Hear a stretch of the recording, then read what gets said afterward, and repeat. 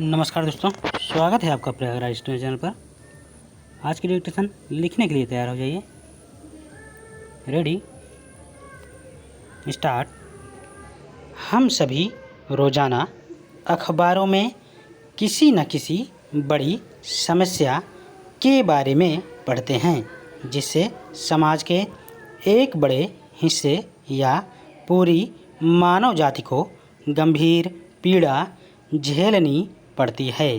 इन समस्याओं को आर्थिक, सामाजिक, राजनीतिक, नस्लीय, प्रशासनिक आदि के रूप में वर्गीकृत किया जाता है और मानव ज्ञान के संबंधित क्षेत्रों से उनका समाधान खोजने का प्रयास किया जाता है।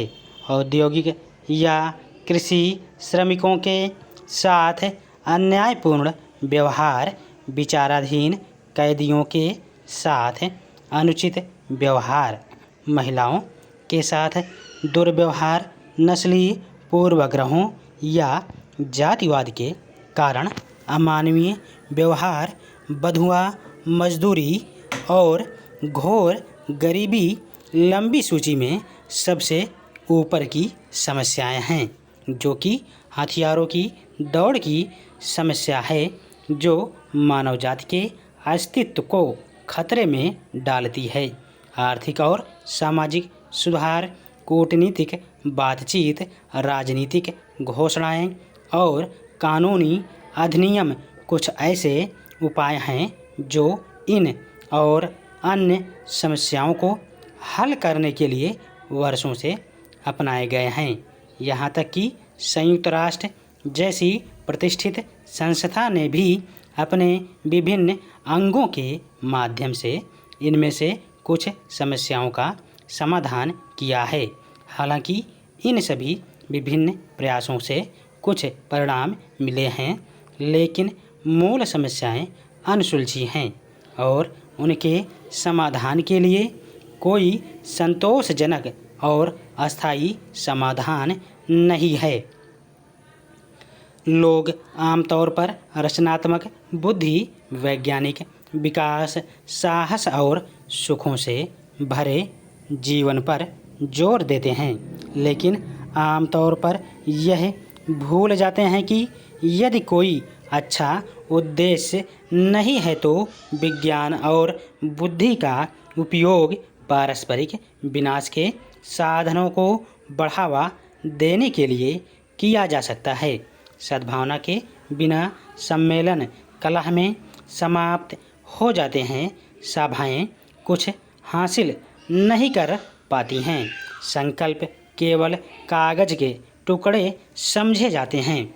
आर्थिक उपाय प्रभावी साबित नहीं हो सकते हैं और कानूनी कार्य या सामाजिक सुधार वांछित परिवर्तन नहीं ला सकते हैं। मानवजात की समस्याओं को हल करने के लिए आवश्यक दूसरा कारक मानव व्यक्तित्व के अंतर्निहित मूल्य पर विचार करना है। हमें यह महसूस करना चाहिए कि प्रत्येक मानव व्यक्ति को वापस लौटाया जाना चाहिए और उसे दूसरे की इच्छाओं की संतुष्टि के साधन के रूप में नहीं माना जाना चाहिए।